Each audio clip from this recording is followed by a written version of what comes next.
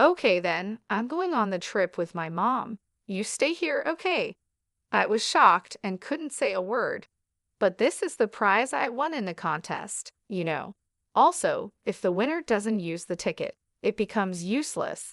I wanted to say that, but my husband David cut me off with something shocking. If you don't like it, we can just get a divorce, he said. Excuse me. I mean, if you can't agree with what I'm saying, then we should get a divorce. His words made my feelings for him instantly fade. My name is Olivia, and I'm a 32-year-old office worker. I went to an all-girls school from middle school through university and started working without really talking to men. I was so busy with work that I never had time to fall in love. Suddenly, I was 27 and still single. Thinking this was not right, a friend set me up on a blind date. That's how I met my first boyfriend, who was a freelancer but lied about being an office worker. After we started dating, he lost his job and seemed ready to rely on me for everything. I ended things as soon as I could. After that experience, I became even more cautious about men and found it hard to trust them. So I reached 40 without any serious relationships. My parents were even more worried about me than I was. Both my parents had already been married for several years by the time they were my age, so they were quite eager for me to settle down as well. Back then, most people got married by 24, but nowadays it's common to marry later, even in your 40s. My dad started bringing me several arranged marriage proposals, saying he'd find someone for me since I didn't have a boyfriend. At first, I rejected all the offers, but over time, I felt bad for continuously saying no to what my dad suggested. I could tell that my parents, who wanted nothing but happiness for their only daughter, were getting impatient. So I decided to take a positive step and agreed to go on a blind date to show my appreciation for my parents. That's when I met David, who later became my husband. David was 31, just like me. He had been to an all-boys school and never really had the opportunity to fall in love with a girl before. What I liked about him was how caring he was towards his parents. He looked after them well, often visited their home, and took them on trips. He appeared to have a good character and a stable job at a company. I checked his business card to be sure. Having learned from a past mistake with a previous boyfriend, I was very cautious. However, everything seemed normal with David, and I felt he was trustworthy. As we dated, David, knowing I was shy, took the initiative and treated me very well. I gradually found myself more drawn to him. After 3 years of dating, David proposed, and we got married.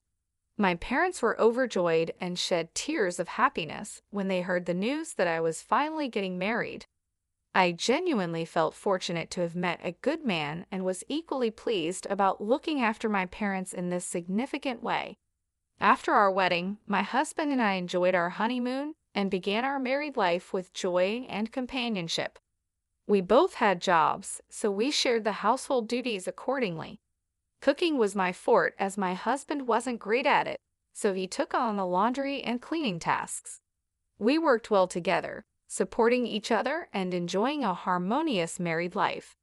However, our marital bliss faced challenges after just a year.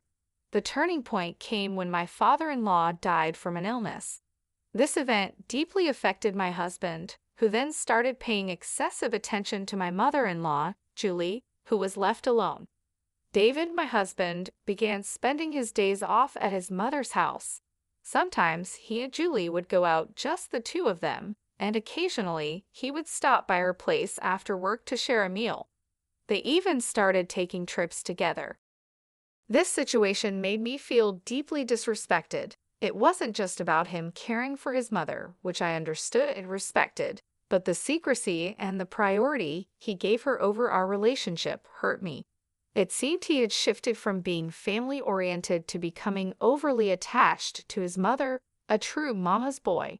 Despite this, David appeared oblivious to the implications of his actions or how they affected our marriage. In an effort to maintain peace and hoping for a change, I decided to compromise and continue investing in our relationship. The idea of divorcing after only a year of marriage was upsetting, particularly considering how it would affect my parents. Moreover, I harbored hopes that starting a family might bring a new dynamic to our relationship, potentially shifting David's focus. The decision to not rush into a divorce was difficult, but I resolved to stick it out, pondering on the complexities of our relationship and the potential for change. I recently started a new hobby of entering contests to win prizes, which I found surprisingly enjoyable. I've been winning things like cosmetics and food by writing reviews and staying persistent. Then I won a big prize in one contest: airline tickets to Fiji. I was so surprised that I read the email 3 times.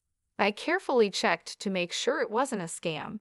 It didn't lead me to any strange websites or ask for my credit card information, so it was indeed a real win. I learned that I needed to contact the airline in advance to use the tickets. I wondered who to take with me. My husband had just gone to New Hampshire with Julie. I thought about asking my friends or my parents. Eventually, I decided to give the tickets to my parents so they could enjoy the trip.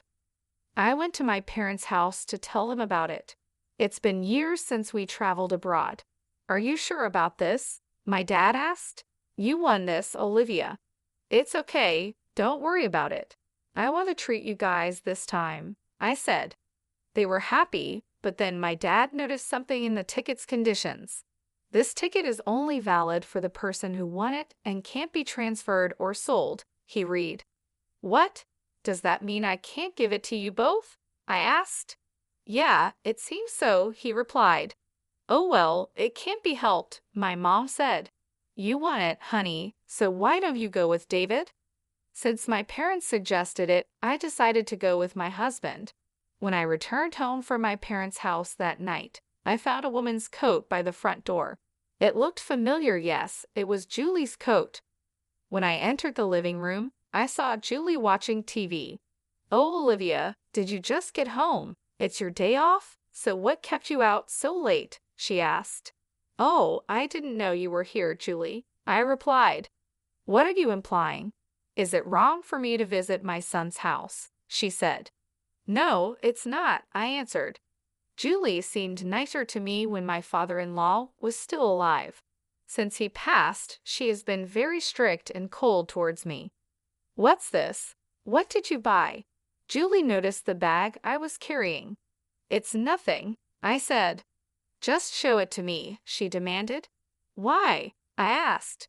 "Just show it," she insisted, and then she snatched the bag from me. "Fiji, are you just treating yourself?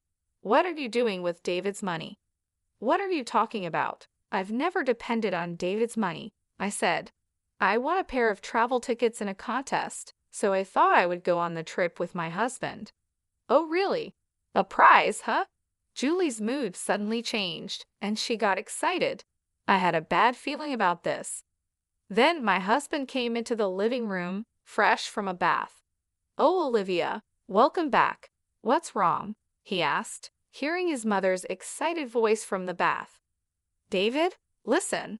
Olivia won a trip to Fiji in a contest," Julie told him. "Wow, that's great," he said.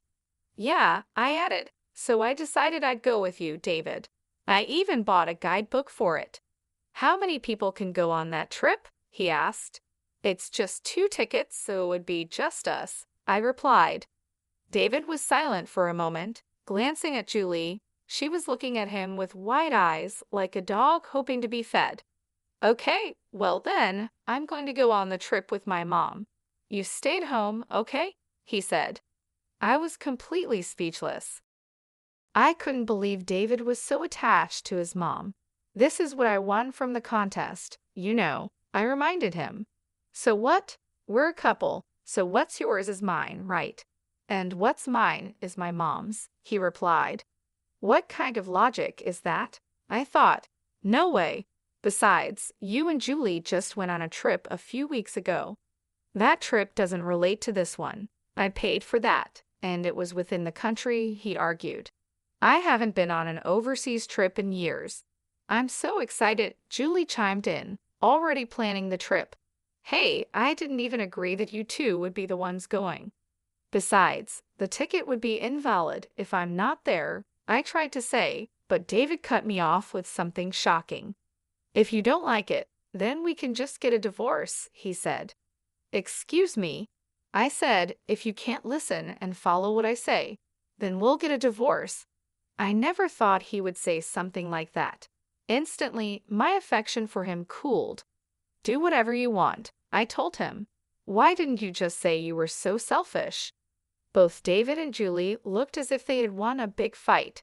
They took the guidebook from me and began to happily plan their trip. Meanwhile, I started thinking about what I would do after a divorce. Later, my husband asked me to contact the airline, so I did. I asked if I could give the tickets to my husband or relatives if I couldn't go. Sorry, but you're not allowed to give the tickets away, even to your family or relatives, the operator replied. Well, of course, I said, realizing this made sense. I then decided to decline the tickets I had won in the contest and hung up the phone. Afterwards, I told my husband about my decision. I called to remind you about the terms and conditions on the tickets, so please check the details. Then my husband scoffed and said, I don't need to read the terms and conditions, and left the tickets on the shelf. He probably never thought those tickets could be invalid. I told my parents about this incident. I asked them for help because I planned to move out on the day David and Julie went on their trip. My father was shocked when he heard what happened. He had suggested the arranged marriage with David, so he felt responsible. It's not your fault, Dad. He only recently started showing his true colors, I reassured him, trying to make him feel better. On the day of the trip, David was in a great mood and getting ready to leave. Well, I'm off then. Take care of the house while I'm gone, he said with a big grin. Yeah, have fun, I replied with a big smile, surprising him. As soon as he left, my parents arrived to help me move. They loaded my belongings into the car, and we drove to the new apartment I had found near my office. I had started looking for a new place as soon as I got fed up with my husband. 5 hours later, my husband called me. Hello.